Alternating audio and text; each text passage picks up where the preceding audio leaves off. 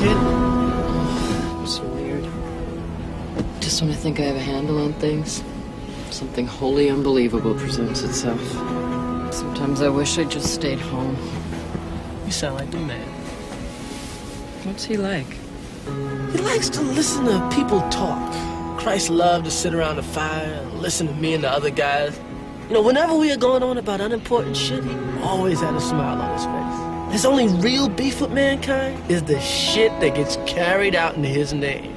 Wars, bigotry, televangelism. The big one, though, is the factioning of all the religions. He said mankind got it all wrong by taking a good idea and building a belief structure on it. You're saying having beliefs is a bad thing?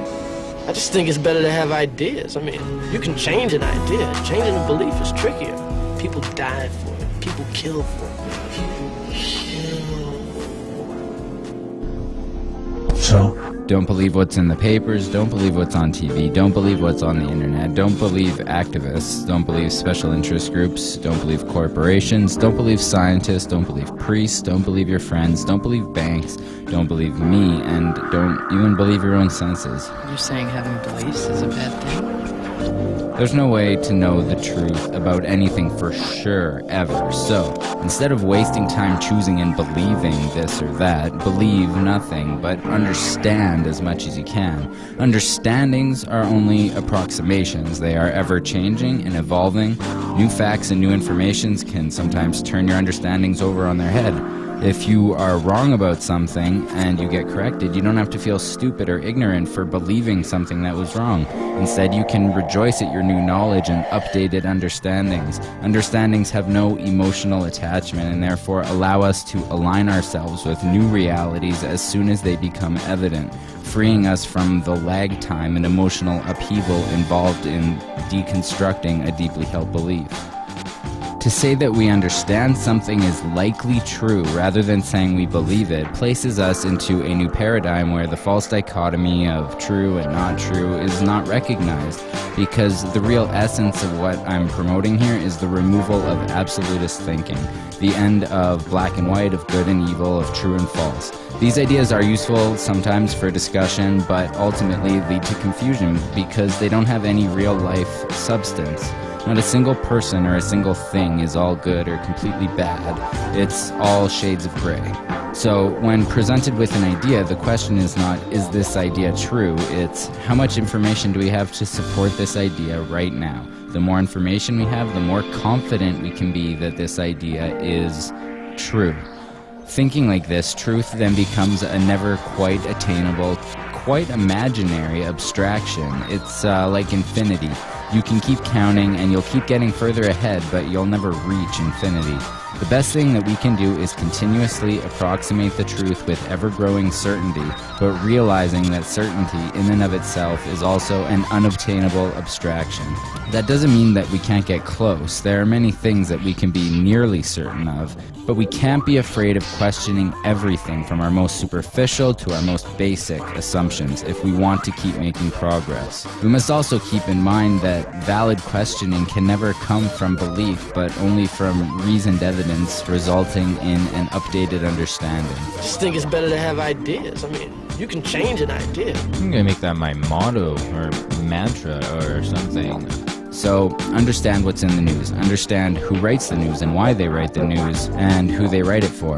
Understand what your friends say and try to understand where they might have gotten that information from and what biases they might be projecting onto that information. Understand that activists usually have very good intentions and are often saying something important, but understand their passion and the fact that passions can sometimes lead people astray, including lying for their causes. Same thing for priests and politicians. Understand that you can find supporting evidence for almost any position you want if you look for it, and our greatest tool for weighing the value and accuracy of any evidence, of approximating certainty with understandings, is science. But understand that scientists are human and they are not infallible and they are often wrong, especially when financial interests pressure researchers to find the results that they want, and research is severely limited in any field from which a profit cannot be made, or a field that may infringe on someone else's profit. Understand that our senses and memories can play tricks on us and others, and our minds tend to mold our perceptions of experiences to previously held notions without us even realizing it. Maybe you disagree, maybe you have different understandings. That's good, that's fine, just don't believe any of them. But some wonder that without belief, can these changing understandings be good enough to direct us in our behavior? If I don't believe that killing someone is wrong, they wonder, why don't I just go out and have a blast slaughtering as many people as I can? Well, it's because I value human life, and this is a value I've cultivated based on the understanding that I am a human life, and I understand and see and feel the beauty of other human lives. I see myself in them, and to do them harm is to harm myself, is to harm everyone. No need to believe anything to see that. At least that's how I understand it.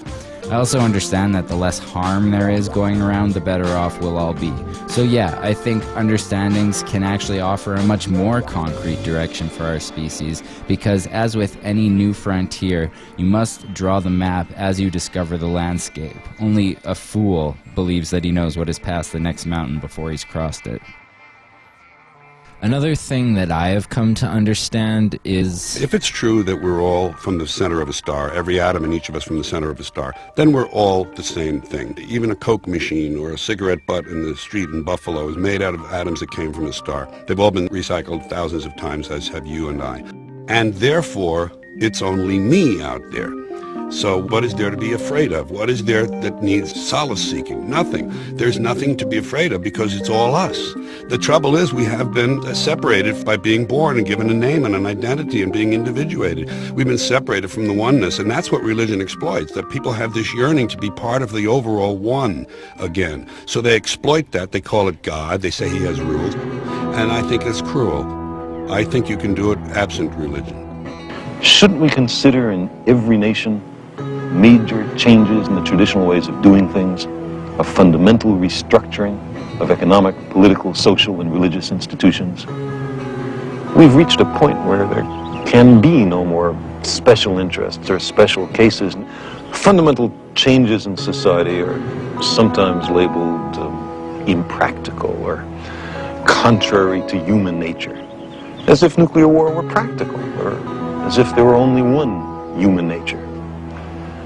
But fundamental changes can clearly be made. We're surrounded by them. The old appeals to racial, sexual, and religious chauvinism and to rabid nationalist fervor are beginning not to work. A new consciousness is developing which sees the Earth as a single organism and recognizes that an organism at war with itself is doomed. We are one planet.